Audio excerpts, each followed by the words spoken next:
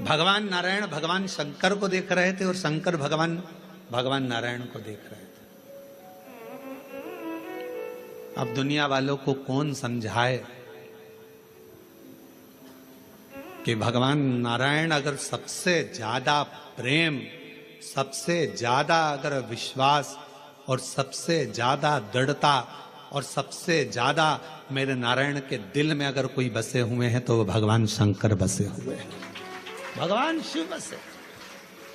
और शिव जी से शंकर भगवान के हृदय में अगर कोई बसा हुआ है, शिव जी के हृदय में, शंकर भगवान के दिल में, शंकर भगवान के हृदय में, शंकर भगवान की चित्तवृत्ति में अगर कोई बसा हुआ है तो वह भगवान नारायण बसे।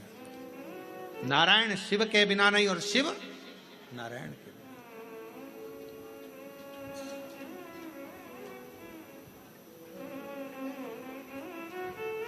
कितनी बड़ी बात लिखी है शिव महापुराण के अंदर।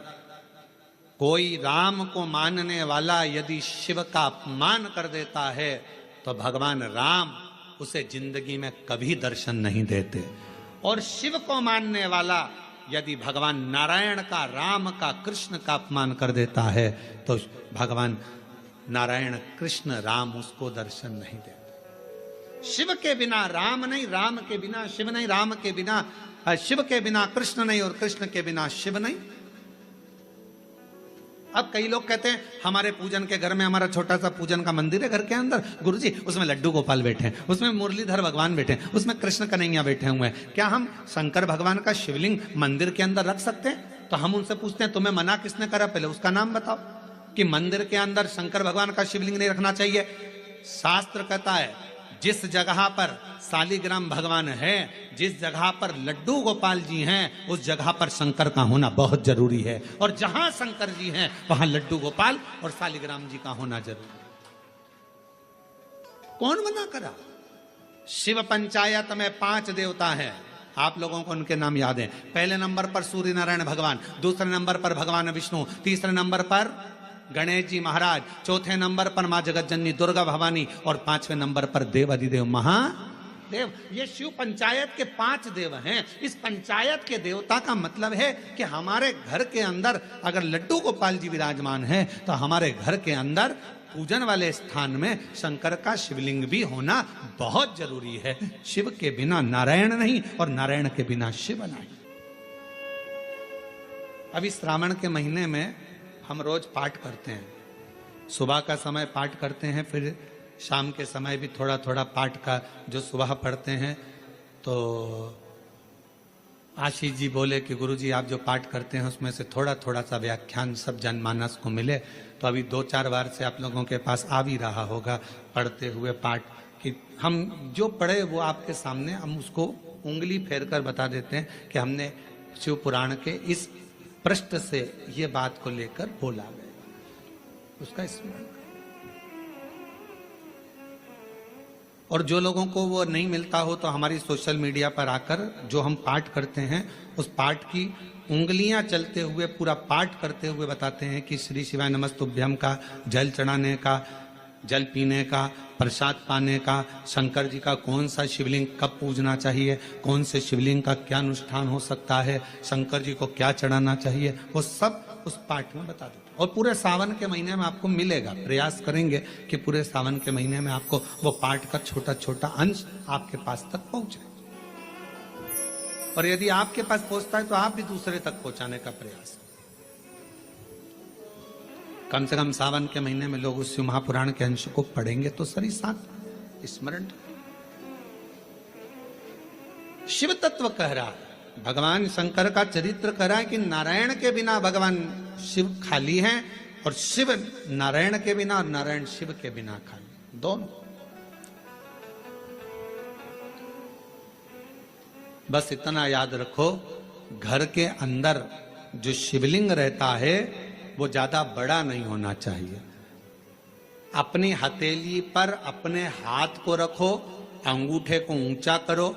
इससे बड़ा शिवलिंग घर के अंदर, इससे बड़ा शिवलिंग नहीं होना चाहिए। इससे छोटा होगा चलेगा, इसके बराबर का होगा चलेगा, इससे कम होगा चलेगा, छोटे से छोटा होगा चलेगा, पर इससे बड़ा शिवलिंग घर के अंदर नहीं। फिर घर का आंगन हो, घर के बाहर हो, तुलसी का क्यारा हो या अन्य जगह पर कहीं तुम वृक्ष के नीचे, क्यारी के नीचे उसको रख, फिर उसको बाहर रखना पड़ेगा। पर छोटा सा शिवलिंग है, बिल्कुल छोटा है, पारद का है, सोने का है, चांदी का है, पाषाण का है, नर्मदेश्वर है, काले पाषाण का है, लकड़ी का है, चीनी का है, दर्पण का है, कांच का है, जो भी शिवलिंग है वो आपके घर के अंदर विराजित है, वो आपके घर के। अब इधर नारायण बैठे थे, इधर भगवान शिव। आज सोमवारी की कथा है और पूरी दुनिया के लोगों को यह कथा सुनना है कि सोमवार, और सोमवार का तो वर्णन आपको कर दिया, श्रावण भगवान शंकर को इतना प्रिय क्यों है। और लोग कहते हैं हमने पुराण में पढ़ा तो कहीं श्रावण का इतना बहुत सारा महत्व नहीं मिल पाया, पर इतना महत्व श्रावण का क्यों? पूरे महीनों में 12 माह में श्रावण की महत्वता इतनी क्यों? इधर मेरे नारायण, इधर मेरे भगवान शंकर, शंकर भगवान नारायण को देख रहे हैं, शंकर भगवान को नारायण, दोनों एक दूसरे को देख रहे हैं, दोनों के हृदय में एक दूसरे विराजमान है, एक दूसरे।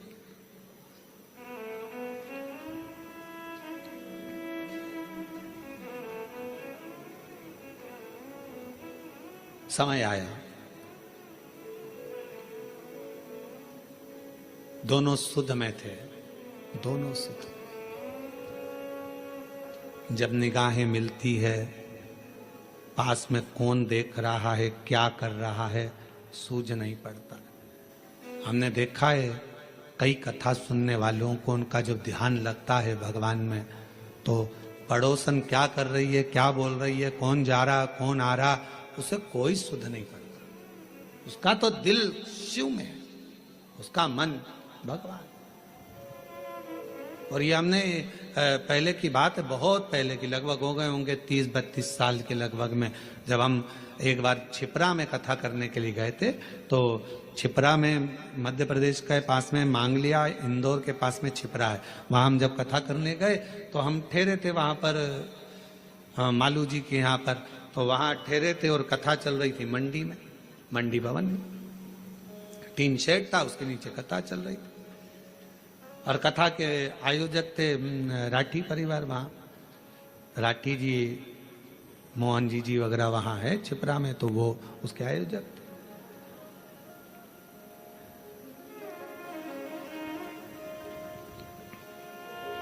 बेलपत्र देने का समय आया, एक जीजी आई, खड़ी हुई, और जो खड़ी हुई तो उसकी जो साड़ी में फाल लगी थी, ऐसी एक पट्टा लगा रहता है साड़ी के अंदर, वो फाल बाहर थी और साड़ी पूरी उल्टी थी। अब हमारे उसके चरण की साइड हमारा देखना हुआ, तो देखने में उसके सिर पर भी जो वो फाल थी, वो सिर के ऊपर ऐसा फाल का पट्टा था। अब हमने कहा जीजी, ओ जीजी, तो जीजी बोली हाँ गुरुजी। हमने कहा आज तो तुमने साड़ी को उल्टा पहन लिया। तो कहा नहीं गुरुजी, मैं तो सीधी पहन कर आई हूँ। हमने कहा सिर पे पल्लू है, जरा देखिएगा। तो फाल का पट्टा ऊपर था, साड़ी उल्टी थी। उसने कहा ओ बाप रे, ये मैं कहाँ पहन के आ गई, लोग तो मुझे हंसे होंगे। तो मैंने पूछा जीजी एक बात बताओ कि तुम ये साड़ी उल्टी पहन क्यों आई? तो कहा गुरुजी कथा के चक्कर में आगे बैठना था, इस चक्कर में इनका जल्दी पहनूं जल्दी पहनूं जल्दी पहनूं, और जल्दी के चक्कर में वो साड़ी उल्टी हो गई। हमने कहा जीजी आप चिंता मत करो, आज आप साड़ी का पल्लू उल्टा करी हो ना, मेरे देव अधिदेव महादेव जब तुम पर तकलीफ आएगी तुम उसके लिए उल्टा सीधा कैसा भी भजन करने के लिए अपनी सुध भुलाकर उस महादेव के लिए आई हो ना एक दिन मेरा महादेव भी आपके लिए खड़ा मिलेगा। क्यों चिंता, क्यों विचार करना, क्यों सोचना कि हमने वो कई लोग क्या कहेंगे। हमने कहा आग लगे बस्ती में अपन रहो मस्ती में। भगवान कृष्ण की गोपियों का प्रेम कृष्ण भगवान के प्रति कितना था कि गोपियां सुध भूल जाती थी कि लहंगा धरो शीस पर और दई चूनर पांव, पतियन रोके नहीं रुकी छोड़ चली घर।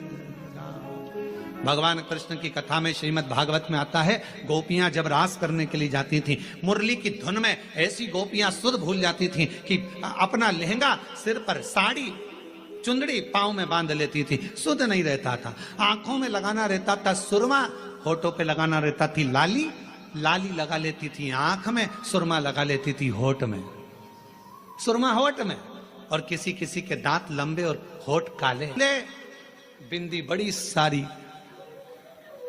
बहुत बड़ी बिंदी। तो गांव के लोग भी देखकर कहते, पता नहीं कहां की बहू आई है, सुध नहीं पड़ती है, इतना स्वरूप बनाकर ना जाने कहां जा रही है। तो एक बार खुद के पति मिल गए, पति ने कहा ऐसा रूप रखकर कहाँ जा रही है, तो कहा भगवान के साथ रास करने। तो भगवान के साथ रास करने जाएगी, तेरा रूप देखकर भगवान भाग जाएंगे। इतने में कहा नहीं नहीं नहीं, वो मुरली का धरने वाला है, वो बंसी बजाने वाला है, वो मेरे बाहर का रूप नहीं देखता, वो मेरे भीतर के रूप से मुझे पुकार लेता है, वो भीतर का देखता है, बाहर के रूप से परमात्मा कभी प्रसन्न नहीं है। बाहर क्या देखे,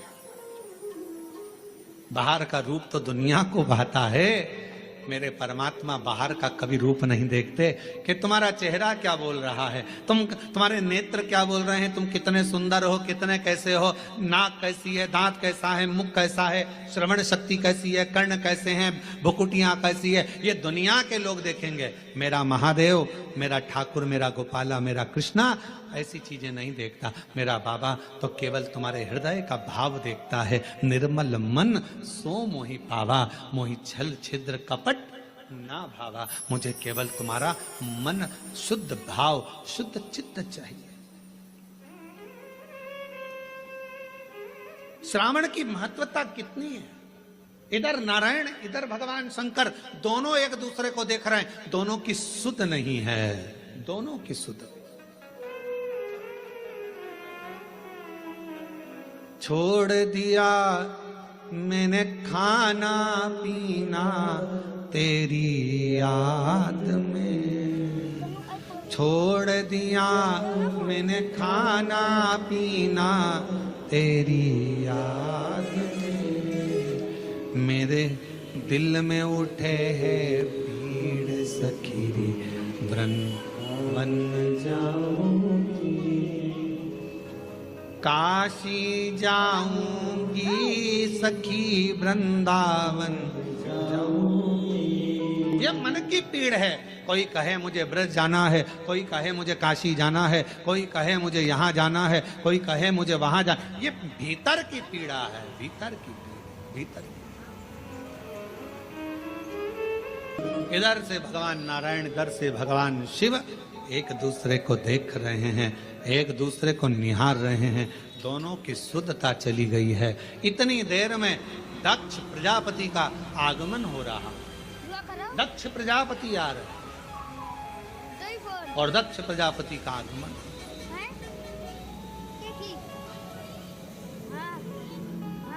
अब जरा विचार करना, दिल लग गया शिव में, मन लग गया शंकर जी के मंदिर में। कई माताएं आज भी ऐसी हैं, छत्तीसगढ़ की बात कर रहा हूं मैं, बाहर की अन्य जगह का तो सुध ही नहीं है। छत्तीसगढ़ में भी आज भी कई माताएं ऐसी हैं, मंदिर जाती है, सुबह से नहाई धोई, जल्दी से लोटा भरा, पास में मंदिर था, पहुंच गई। अब उसे ये भी नहीं मालूम कि मैं चप्पल पहनी कि नहीं पहनी, उसे ये भी नहीं मालूम मैं दरवाजा बंद करा ना करा।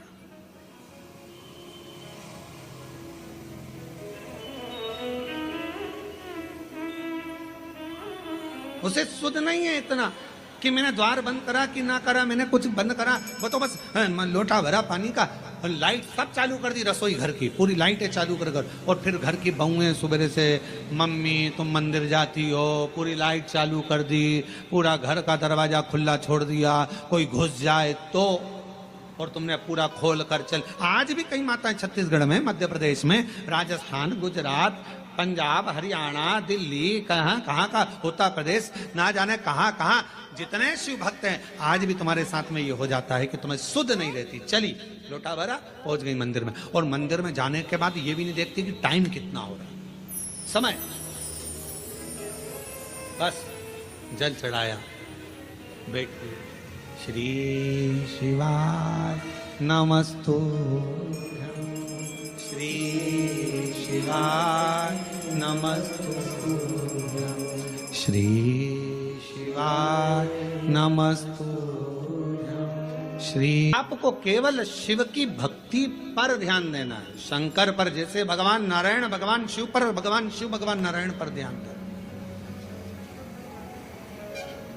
एक बार भगवान के पास में 3 लोग गए, एक उद्योगपति, एक व्यापारी और एक चोर। तीनों भगवान के पास में गए, भगवान से कहा प्रभु हम तुम्हारी तपस्या कर रहे हैं, हमें वर दीजिए। भगवान प्रसन्न हो गए। शंकर जी ने पूछा मांग तुझे क्या चाहिए। सबसे पहले उद्योगपति तू आ। उद्योगपति से पूछा तुझे क्या चाहिए, बोल। 90 करोड़ रुपए दे दो मुझे प्रभु, 4 गाड़ी, 2 बंगले, 10-20 फैक्ट्रियां दे दो प्रभु। शिव जी ने कहा तथास्तु, 90 करोड़ तुझे दिए। अब व्यापारी से कहा तू मांग। व्यापारी कहने लगा जो इसने मांगा वही मुझे दे दो प्रभु। शंकर भगवान ने कहा दिए 90 करोड़ तेरे को भी। अब तीसरे नंबर पर चोर आया, तू मांग। चोर कहने लगा इन दोनों का एड्रेस दे दो प्रभु, इन दोनों।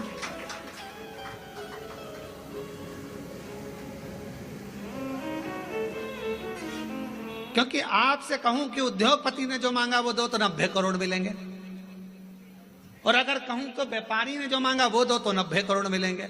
इसलिए कृपा करो दोनों का एड्रेस दे दो। चोर बोला दोनों का एड्रेस मुझे दे।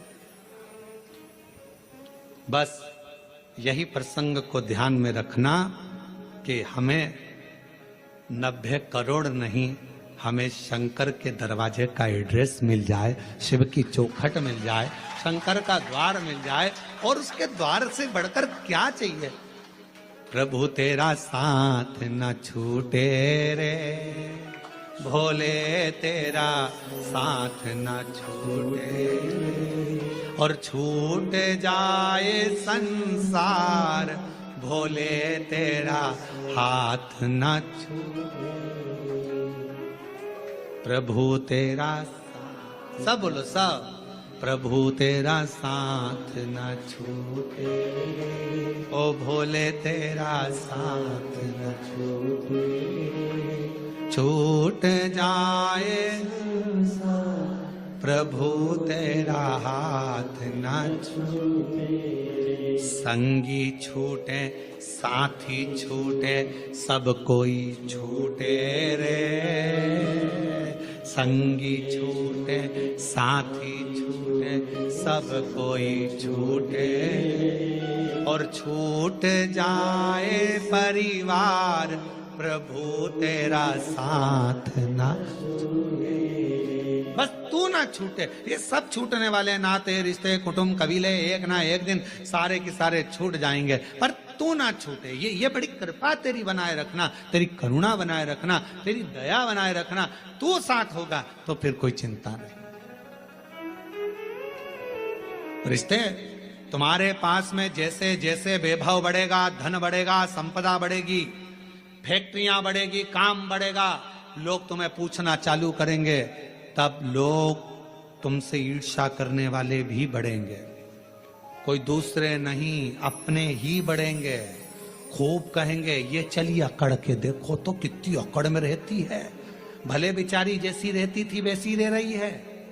फिर भी लोग कहेंगे अकड़ में रहती है।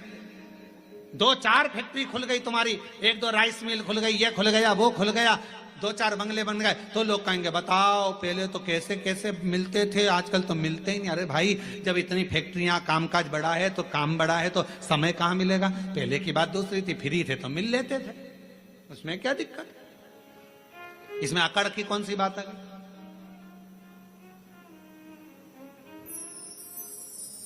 पर दुनिया की रीत है, वो दुनिया में दोष देखते हैं। शिव जी और भगवान नारायण दोनों एक दूसरे को देख रहे थे। सावन की महत्वता क्यों है ये शिव महापुराण की कथा कर रही है। दोनों एक दूसरे को देख रहे। दक्ष प्रजापति का आगमन हुआ, उसी सभा में दक्ष प्रजापति का आगमन हुआ तो दक्ष प्रजापति ने आते ही कुछ नहीं देखा, सबसे पहले अपने दामाद को देखा।